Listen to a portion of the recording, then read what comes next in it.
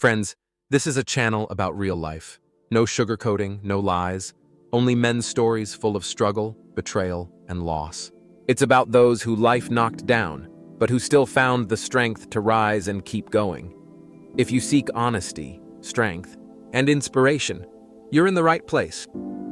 Michael was 45, and he felt time like a slow stream devouring every moment of life.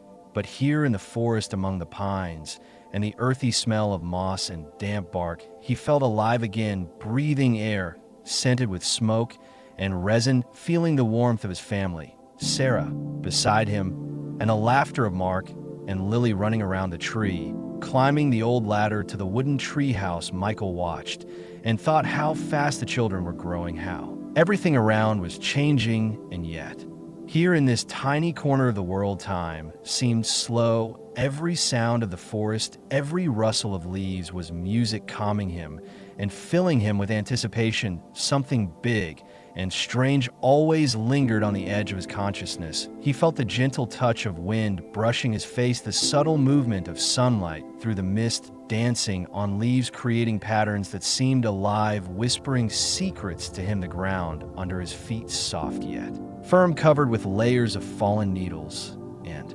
moss, and he sensed the presence of something unseen around every tree, every shadow.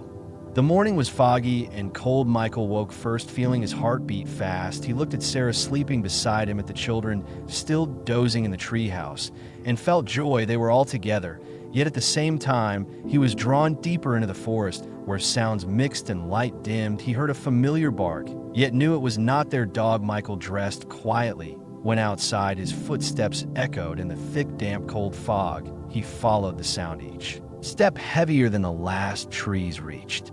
Out with branches like hands, shadows ahead seemed alive, watching him. The mist twisted, creating shapes like faces. He shivered, walking deeper, listening to whispers carried on the wind, sounds amplified in the stillness, rustling leaves, snapping twigs, distant echoes of voices from nowhere. Every step, an uncertain journey. He saw a castle among the trees he had never seen before, dead and abandoned outside. Yet inside, light flowed from windows like rivers of warmth. Michael felt fear, but could not stop. Something unknown called him step by step. He entered air, thick and warmer, yet heavy smell of old leather-baked goods, and a sweet, mysterious scent filled corridors. Light flowed along walls like river, shadows moved like living creatures watching him. He walked further, time dissolved. Minutes became hours, hours became night's walls seemed to breathe, floors creaked in rhythm with his heartbeat. He felt watched, alone, simultaneously.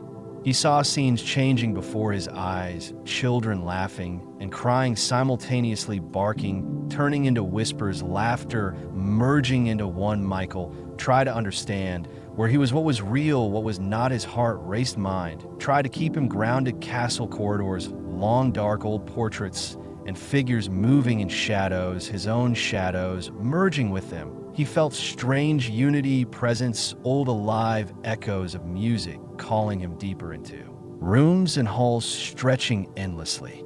Then he came across a room. A figure stood in front of a large window, dark silhouette, like a statue or spirit. Michael felt fear, curiosity, raised his hand, felt figure respond, subtle movements, vibrations inside. Castle creak of doors, floorboard squeaks, quiet laughter merged in consciousness. He felt night would never end. Hours became endless. Michael wandered castle around him. Time and space blended. He remembered previous trips with family. Laughter, play here in clearing memories, gave strength to go on even when mind doubted reality. Heartbeat like life and death game. Every sound, every rustle strengthened resolve.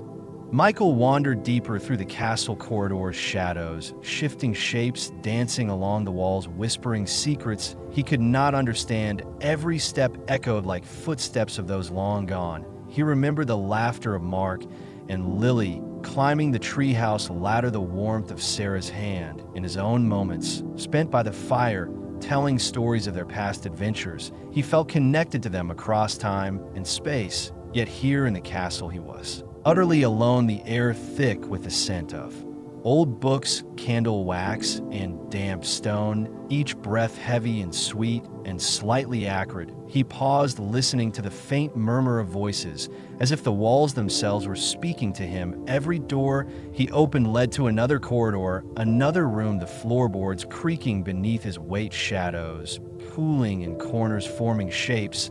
He thought he recognized faces of strangers and loved ones blending with the mist that poured through the broken windows. He moved, cautiously yet compelled by an unseen force.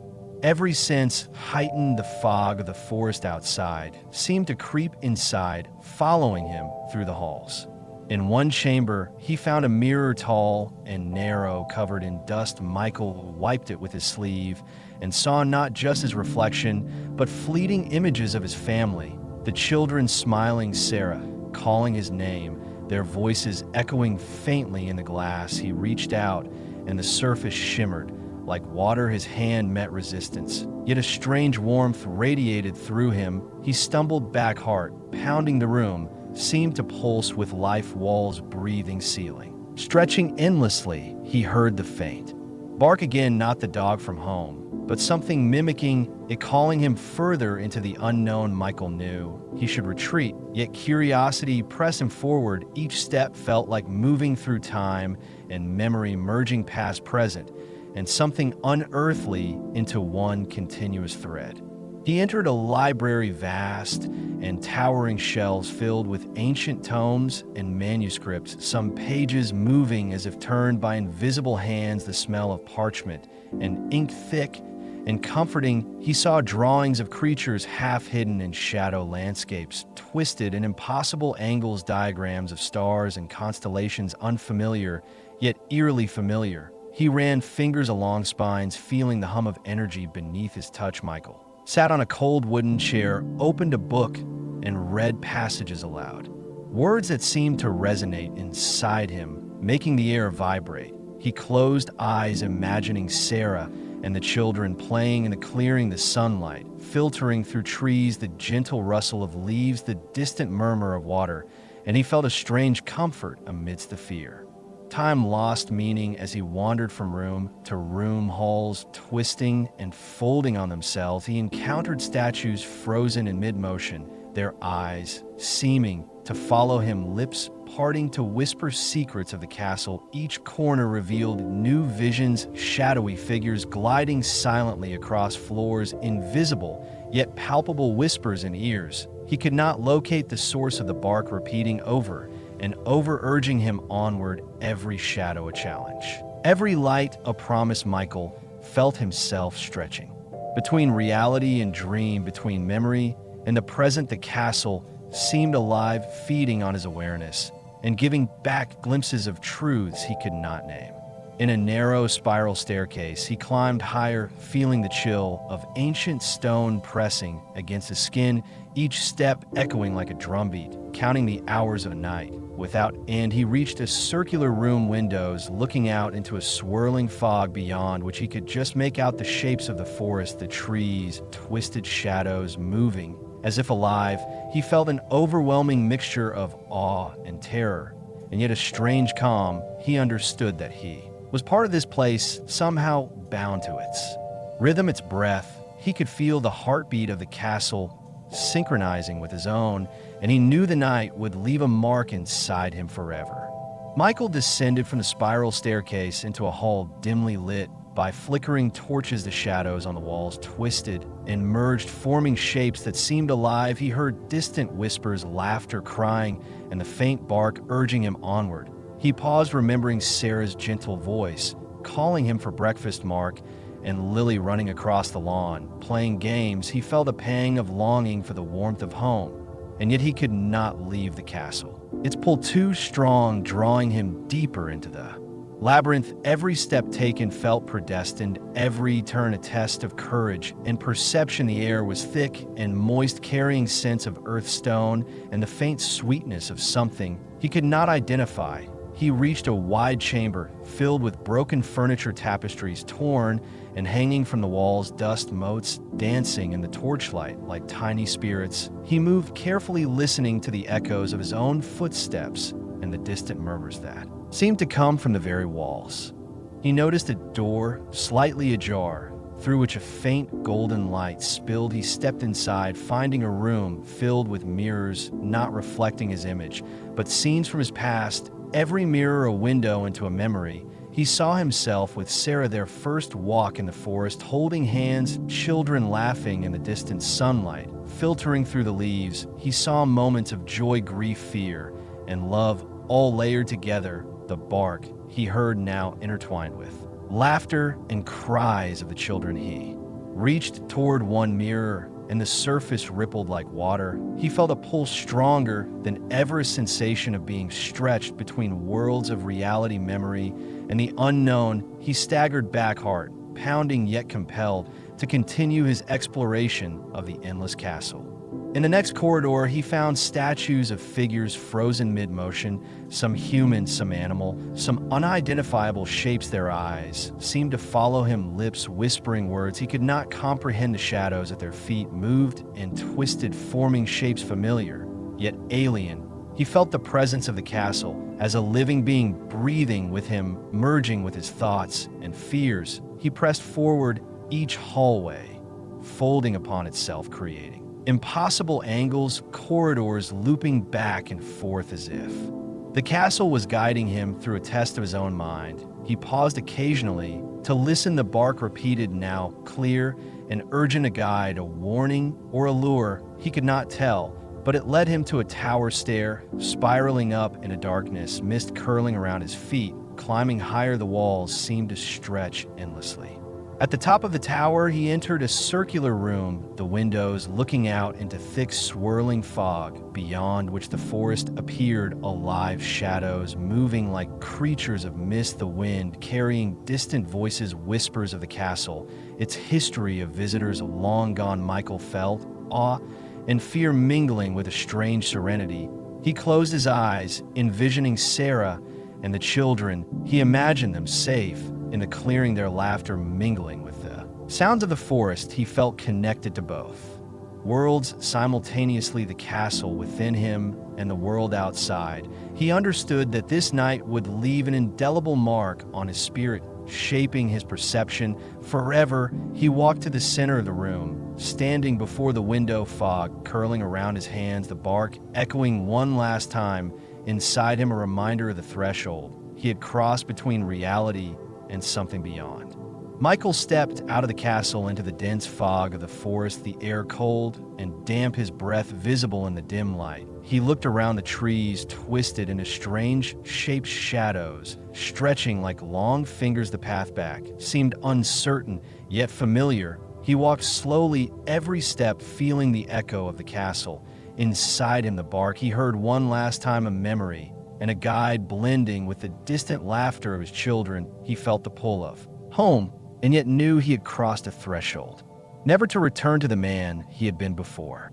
He reached the edge of the forest, and the roadside appeared as if from nowhere, the familiar shapes of the trees and the glimmer of moonlight reflecting on the leaves. He saw his house in the distance, Sarah, Mark, and Lily moving inside. Yet they seemed ordinary, unknowing, unaware of the night he had endured. The castle still lingered his mind, every shadow, every sound, every whisper etched into his memory. He felt a strange loneliness, knowing that the experience he had was beyond explanation, beyond belief, and yet it had changed him forever. Michael approached the road, stepping onto the asphalt, feeling the chills seep into his shoes. Every sound amplified, the wind rustling the leaves, the faint echo of distant traffic. He felt his heart pounding, fear and awe mixing with relief and sorrow. He knew he had been gone for what seemed like hours, or maybe days. The world outside continued as normal, yet he was different inside. Every sensation heightened, every memory sharper. He felt the weight of the unknown pressing, and the strength gained from surviving it filling him simultaneously. Sarah opened the door as he reached the house, her eyes wide with concern. She called his name, and Mark and Lily ran to him, their voices blending into one familiar sound, yet alien in the context of what he had experienced. He tried to explain the night, the castle, the shadows, the bark, but words failed him. Their faces showed confusion, disbelief. and worry, he realized that this experience was as alone that no one could truly understand it. Yet he felt a deep connection to them, stronger than ever even. Without their understanding, he felt alive, more aware of the world and the subtle threads of mystery that wove through it. Michael settled that night in his room, staring at the ceiling, listening to the distant sound of the forest, the mist rolling in from the window. He felt the presence of the castle in every corner of his mind, every shadow reminding him of what he had faced. He reflected on fear, encouraged the thin line between reality and imagination, the profound impact of moments that change a life forever. He closed his eyes, breathing deeply the memory of the bark, the fog, and the twisted corridors of the castle. Blending with visions of Sarah Mark and Lily playing in the clearing, he knew that he had been transformed, that he had walked through a world unseen and returned stronger and more aware. The night had ended, yet its mark would remain. In the days and nights that followed, Michael walked the forest paths, the mist curling around his feet, the sounds of animals and wind echoing through his consciousness. He observed shadows in light, noticed subtle changes in familiar landscapes. He felt the weight of solitude and the gift of knowledge that only such an experience could provide. Every step a meditation, every rustle a reminder that the world is more complex, mysterious, and alive than most could perceive. He carried the castle within him, its lessons, its fears, and its wonders shaping the man. He had become a man who had touched the edge of something beyond understanding and returned alive, aware, and unbroken.